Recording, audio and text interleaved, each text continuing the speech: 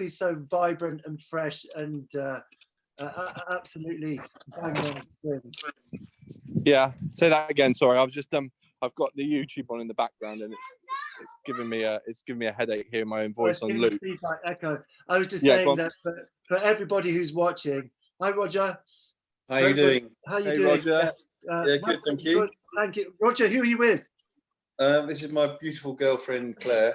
Hi, Claire. Nice to see you. Hey, Claire. Hiya. Yeah. What's your question, Roger?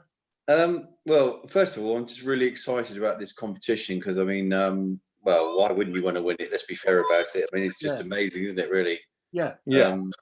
Is it the roast troncon one?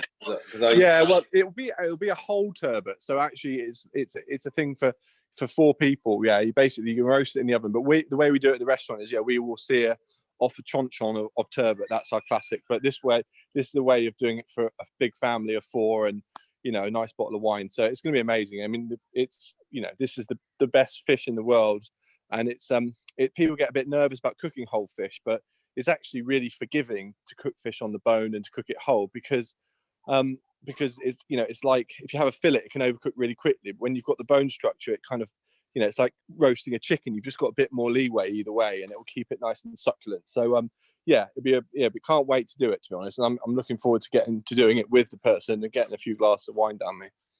I must admit, I'm very fortunate in the fact that I've been to the Padstow Christmas Festival every year since it's in conception, and every year I've booked into the seafood restaurant, and every year I have the same thing, which is the roast troncon of turbot, because I just love it every time. So. Yeah, well, you're eating very well, Roger. It has to be said. You're making very good menu choices.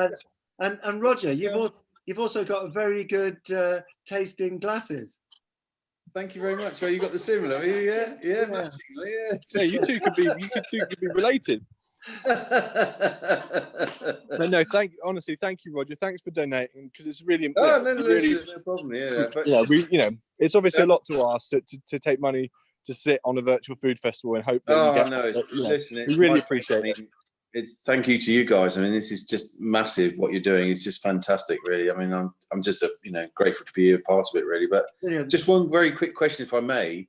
Yeah, go for it. When you're cooking like the salmon, I really struggle with making when I'm cooking fish to get a crispy skin. And I've tried it several times, and it just turns out, when I turn it over, to be sort of like all bitty, and the skin sticks to the pan. So I'm obviously doing something wrong. Well, if you saw what I did there, you start actually cook it on a medium heat. That's the key. You don't want to cook it on too high, because you need to give it time to crisp. So if you cook it on a high heat, you'll burn the skin before and it will start to smell burnt, and that will mean you'll try and turn it, and it will basically stick. If you cook it on a medium high heat and just let it sit there, because you let it sit there, and then it will basically, after about 2 or 3 minutes, you'll see it starting to go opaque on the outside, and actually it releases itself when it's crispy. So it won't really? Don't touch it, don't move it. Put it in the pan, just leave it. You can leave it. So say that piece of salmon took 4 minutes, maybe 5 minutes to cook. I wouldn't have turned it until 3 minutes through, because you just want to let that skin crisp up, and then once it's crisp, it just becomes like a non-stick pan to itself. It just lets go. So yeah, you have to be patient with it and just not move it around, because at one point that piece of salmon, or you'll see it in a minute when I put the picture up, it's perfectly crisp skin. But there's 1 minute when I looked at it and think, oh God, that might stick. And I just thought, you know what? I know that you just leave it, and then it just releases itself. So that's the way. No, nothing more than that. Another really good tip is if you get some baking parchment and put it into your pan and cook the fish on the baking parchment, it won't stick. Even if it's a pan that's like used to be non-stick, just use a bit of baking parchment and put the oil on that, and that way it will